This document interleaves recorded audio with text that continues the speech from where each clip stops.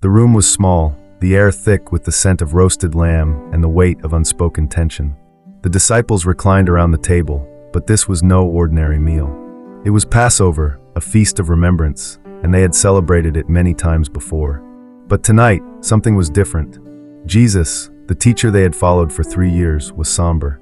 His voice steady, but his eyes carried the depth of someone who knew what was coming. He had told them already, more than once, that he would suffer, that he would be handed over and crucified. Still, they didn't fully understand. How could they? How could any of them know that this night would echo across eternity? In Luke 22 verse 15, Jesus says, "I have eagerly desired to eat this Passover with you before I suffer." It wasn't obligation. It was desire. In his final hours, Jesus didn't retreat to solitude. He chose fellowship. He chose to sit with broken men, including the one who would betray him, and offer them love, truth, and purpose. This wasn't just the Last Supper. It was the beginning of something new. Jesus took bread, broke it, and gave it to them. "This is my body given for you. Do this in remembrance of me." Then he took the cup. "This cup is the new covenant in my blood, which is poured out for you." These were ordinary elements, bread and wine, but in his hands, they became sacred symbols of grace. What had always been about Egypt and Exodus was now about redemption and eternity. He was giving them a new lens, a new story. And in that moment, Maundy Thursday was born. The word Maundy comes from the Latin mandatum, meaning commandment. Because on that night, Jesus didn't just feed them, he gave them a mandate. Love one another as I have loved you. John 13 verse 34. The bread and the cup were not just about memory, they were about mission. They were being called into something costly, to love like Jesus. Not just with emotion, but with sacrifice. And the full weight of that calling was about to become painfully clear. But before the bread was broken, something even more unexpected happened. Jesus got up from the table, took off his outer garment, wrapped a towel around his waist, and began to wash their feet. One by one, the King of Kings knelt before dusty, calloused toes and did what only the lowliest servant would do. Peter was horrified. "Lord, are you going to wash my feet?" John 13 verse 6, but Jesus answered, "Unless I wash you, you have no part with me." The Creator washed the creation. This wasn't about hygiene, it was about humility. Jesus was showing them what greatness truly looks like. Not power, but posture. Not a crown, but a towel. In verse 15 he says, "I have set you an example that you should do as I have done for you." This act wasn't just a metaphor, it was a model. If Jesus could stoop to serve, so must we. Maundy Thursday teaches us that love isn't theoretical, it's tangible. It kneels. It gets messy.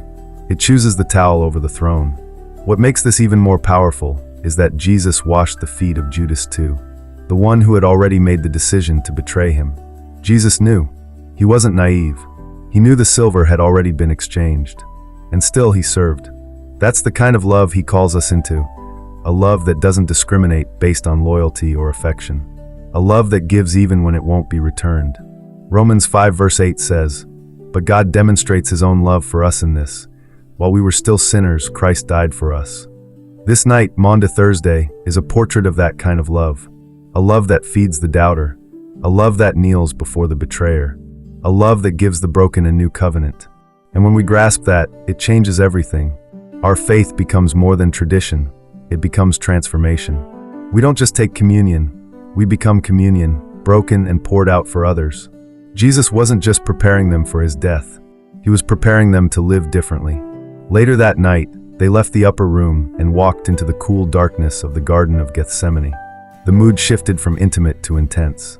Jesus told them, "My soul is overwhelmed with sorrow to the point of death." Matthew 26 verse 38, he fell on his face and prayed, "Father, if you are willing, take this cup from me, yet not my will, but yours be done." Luke 22 verse 42, here in the garden, we see the fullness of his humanity. He was not a robot programmed for sacrifice.